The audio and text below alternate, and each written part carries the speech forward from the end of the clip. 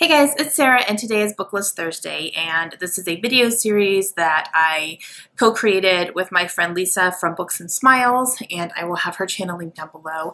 And every Thursday we have been bringing you some sort of list with a certain topic relating to books.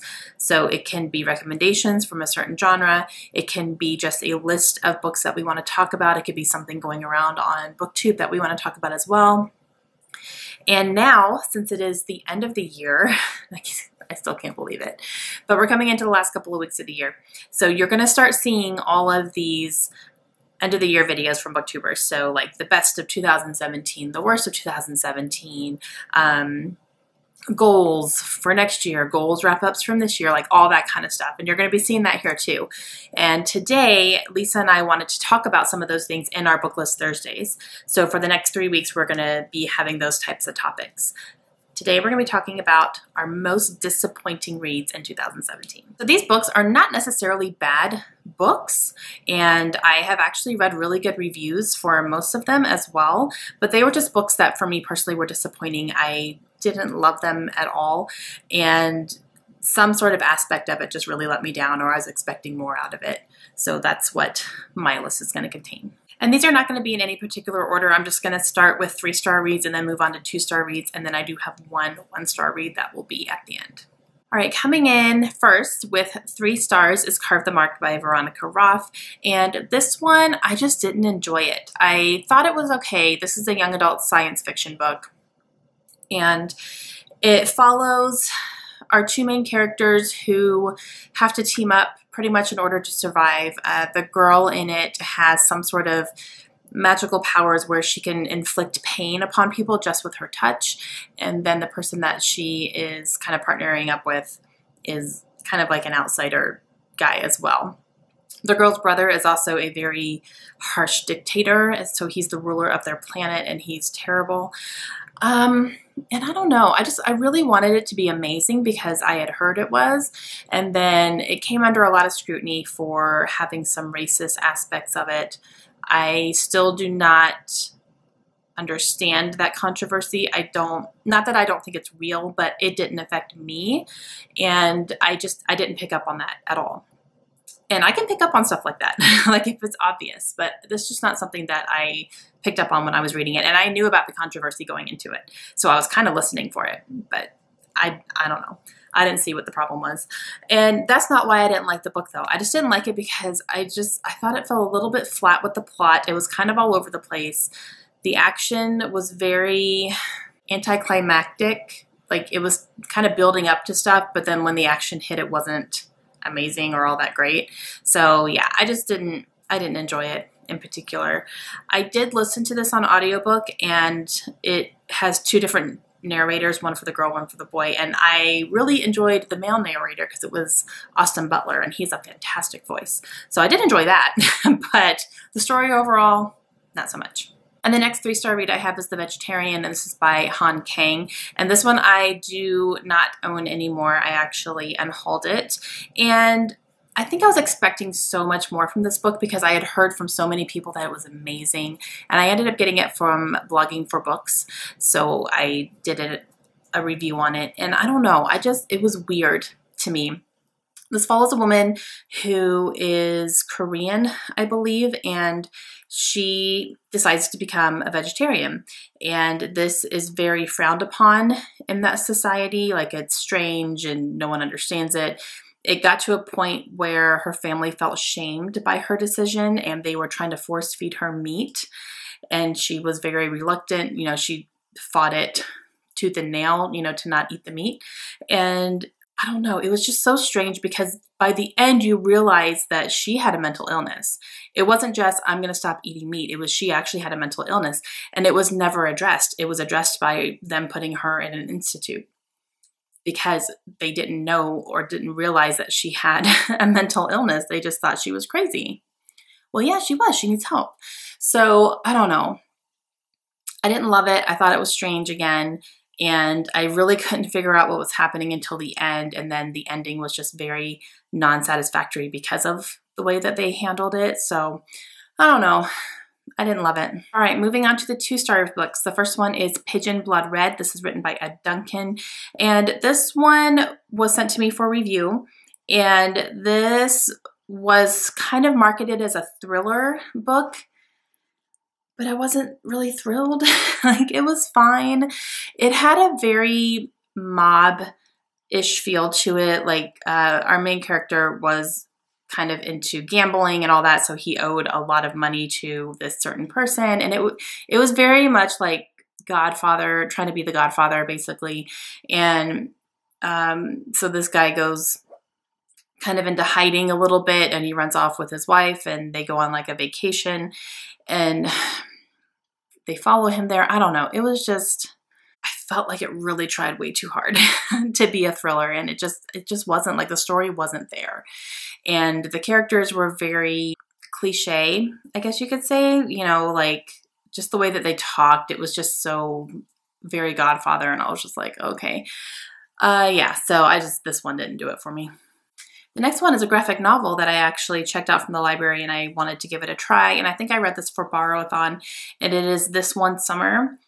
And I don't remember how to say the author's names, so it's up here. But this one follows 2 young girls who are on a summer vacation, and like, I did not understand the point of this graphic novel.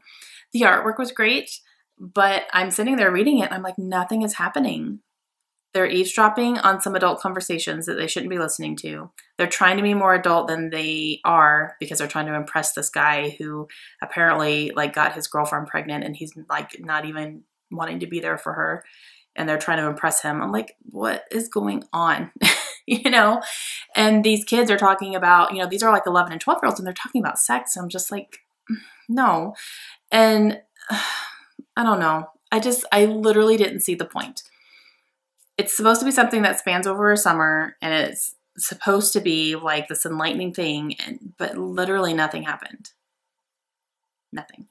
And the next one is Cain and Abel, and this is written by Jonathan Matos. This one was also sent to me for review, and I liked the premise of this. It's kind of a little bit of a take on Cain and Abel from the Bible, and it really covers like a big aspect of jealousy. So it follows a young boy who has scoliosis, and so he has to walk with a cane. And he's had multiple surgeries and all that stuff. And then his kind of arch enemy rival type is like, you know, the popular football player type of guy. And I don't remember a ton from this book, which is why I gave it 2 stars. But it definitely had like the big jealousy, you know, thing going on. And there was a side character as well who ended up having her own chapter where it was told from her perspective, but that was the only chapter that was from her.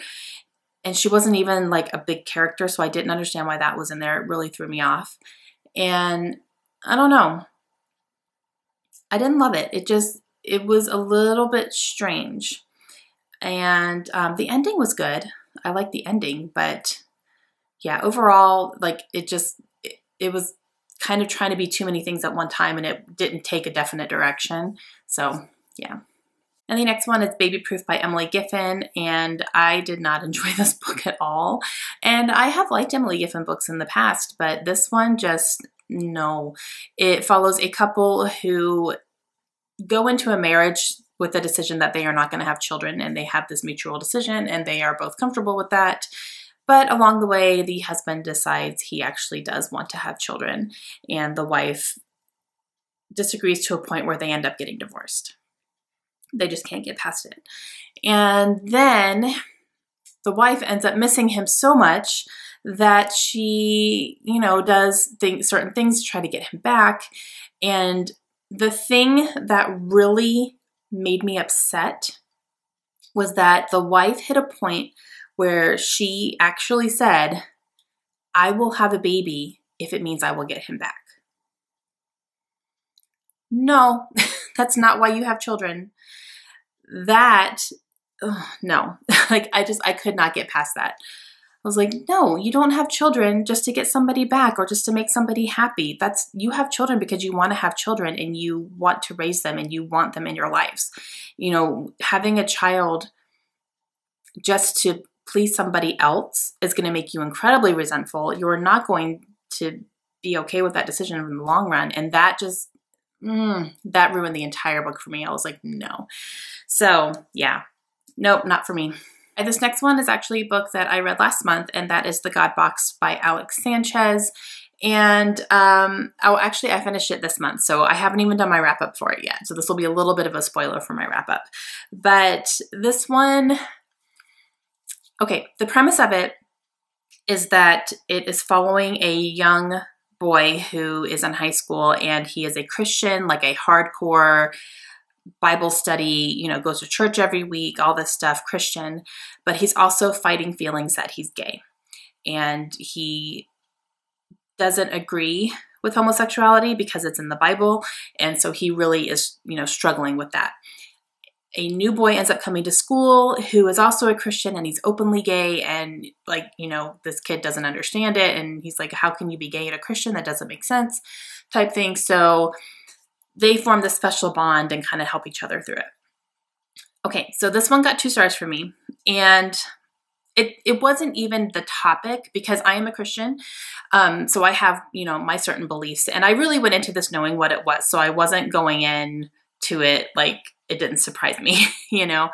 And I have my certain beliefs, and I tried not to let those cloud my judgment of this book. The problems that I had with this book, number one, was the writing. The writing was incredibly basic.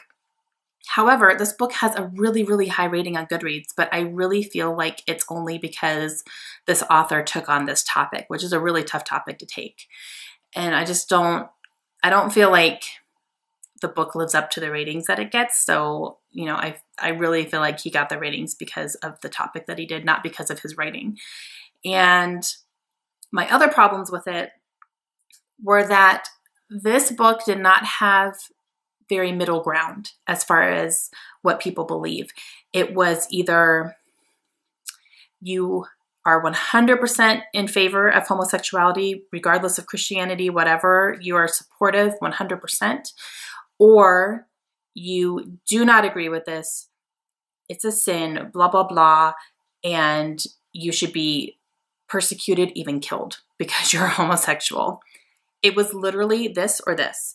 There was no middle ground. There was no, I disagree with this lifestyle, but I'm still a loving person and I do not judge you for it. Because, you know, that's possible, guys. It's possible to disagree with something, but still be a loving person and to still be accepting. You know, there's a difference between accepting and promoting, basically. And this book did not have that middle ground, and that's what I really craved. I craved a middle ground character. Even the teachers in this book were incredibly hateful towards homosexuals. And I was just like, seriously? They witnessed bullying to an extreme point and did nothing. Like, okay, that's not realistic, number one. If you're a teacher, you don't put up with any of that crap. It doesn't matter what your personal beliefs are. You're not going to turn your back when someone is calling someone extremely offensive things. Like, you don't. No. So that was really disappointing to me. I just really felt like it was all or nothing, and I don't feel like that's reality. And so yeah, that was the biggest problem I had with this book. I really wanted that middle of the road, you know, still supportive, but, you know, not disagreeing to the point where you're promoting violence or doing violent acts against homosexuals. It's just, I just don't feel like that was reality. So yeah, this one only got 2 stars. All right, one more 2-star book was Weve, A Murderous Web, and this is written by, their last names are Hicks, I think. I don't remember their first names. I will put a picture here. And this one was supposed to be another kind of like a thriller as well, and I don't remember a ton of details. I remember that it followed a lawyer, and she kind of got herself mixed up into this crime that happened. And that's about it. I don't even really remember everything. Something involving a child. And yeah. That's why I got 2 stars, because I don't really remember it. Okay, and my last books on this list were actually a duology that I read, and I think there's going to be a third book out as well. I think it's turning into a series, but I'm not going to continue with it, and that is Maestra and Dominance, and this is written by Alice Hilton. These were sent to me for a review as well, and I just did not like these books at all. They were, like, the premise of them was very interesting, which is why I accepted them as for review books. It follows like an art dealer who gets mixed up with kind of an underground black market art business type thing. Okay, so this book went all over the place. Our main character was so strange. You know, she starts out seeming pretty normal, and then all of a sudden, out of the blue, she's in an underground sex club as a worker, and she's like being paid to have sex with people. And I was like, wait, what? So I thought she was an art dealer. And then it, you know, it really just went all over the place from there. And it was hard to know what she was going to do. Like, I don't know. I couldn't figure her out. And there were also a lot of really, really almost disgustingly graphic sex scenes in these. And I don't mind sex scenes in books. I've read 50 Shades of Grey and I loved it. So I don't mind that kind of stuff. But these were just so cringy. I don't know what it was. They were just so incredibly graphic and descriptive, and it almost seemed unnecessary. Like, I don't know. Because you can read sex scenes and they can be very sexy and very much a turn on, but these were just no, they were like, ooh, like I don't need to know the full anatomy of the female bits and pieces. Like, I just don't want to know that stuff, you know?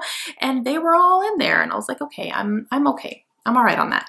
So yeah, these were not for me. I gave them both 2 stars and I will not read any more from this author.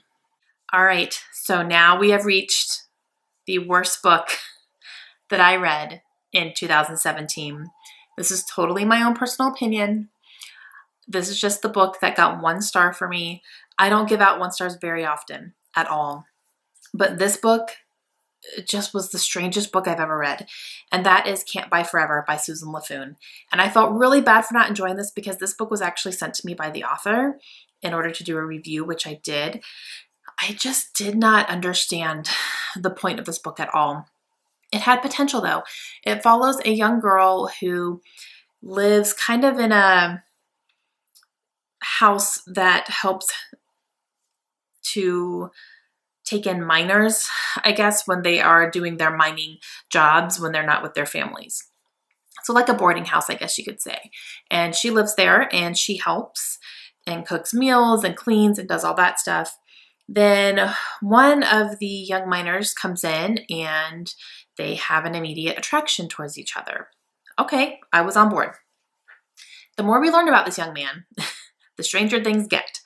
And it is in the premise that he has a secret and a past and blah, blah, blah, and you're not supposed to know what it is. Okay. But it was just very, very strange. And they had this attraction, but both of them kept denying it, which was just stupid. Don't be stupid. Like, you're attracted to each other. Why can't you just admit that? There was nothing holding them back. And then the further along into the story, it just got weirder and weirder. And then the ending was just so strange. It was so weird, you guys. Like, I can't even explain it. Some paranormal type stuff starts happening towards the end. And I was like, where in the world is this coming from?